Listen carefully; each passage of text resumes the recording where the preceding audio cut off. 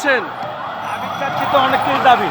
তার ভিতরে এর ভিতরে আমাদের সার্জনের পুলিশ সরানো করতেছে, সিট বেশি, অভিযোগ কথা বলতেছে।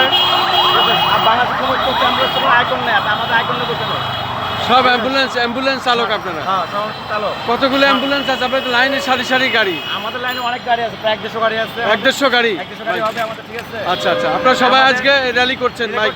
যদি এই দাবি না মানা হয়, হ্যাঁ, তাহলে 12 তারিখে আমাদের ধর্মঘট দেওয়া হবে। আচ্ছা আচ্ছা।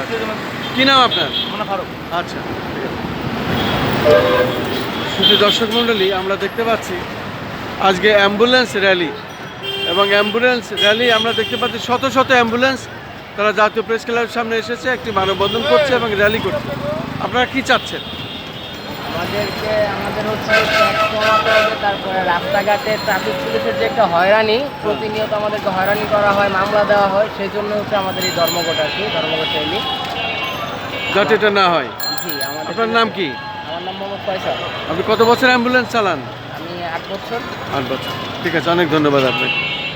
শুধু দর্শক, আমরা দেখতে পাচ্ছি আজকে জাতীয় প্রেস ক্লাবের সামনে শত শত অ্যাম্বুলেন্স তারা এইভাবে আজকে র্যালি করছে এবং তারা মানববন্ধন করছে। আমরা রাজধানী ঢাকা, বিশেষ করে বিভিন্ন রাস্তা দিয়ে তারা এইভাবে ঘুরছে এবং প্রেস ক্লাবের সামনে, বিশেষ করে জাতীয় প্রেস ক্লাবের সামনে তারা এসে এইভাবে তাদের দাবি তুলে ধরছেন।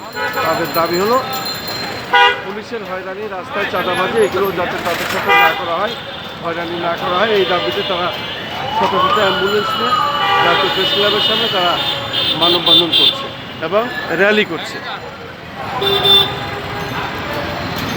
2 থেকে 2.5 বছর পার হয়ে যায়, কিন্তু সেই নীতিমালা এখনো কোনো সফল মুখ দেখতে পাইনি। আমরা রাস্তায় গাড়ি চালাতে পারছি না। আমাদের নীতিমালার কারণে প্রশাসন আমাদেরকে মামলা দিয়ে গাড়ি ডাম্পিং করে দিচ্ছে। বিভিন্ন জেলায়, ঢাকা সহ বিভিন্ন, সারা বাংলাদেশের বিভিন্ন জেলায় আমাদের গাড়ি ডাম্পিং করে দিচ্ছে। আমরা গাড়ি চালাতে পারছি না, আমাদের ড্রাইভাররা গাড়ি চালাইতে অনীহা করতেছে।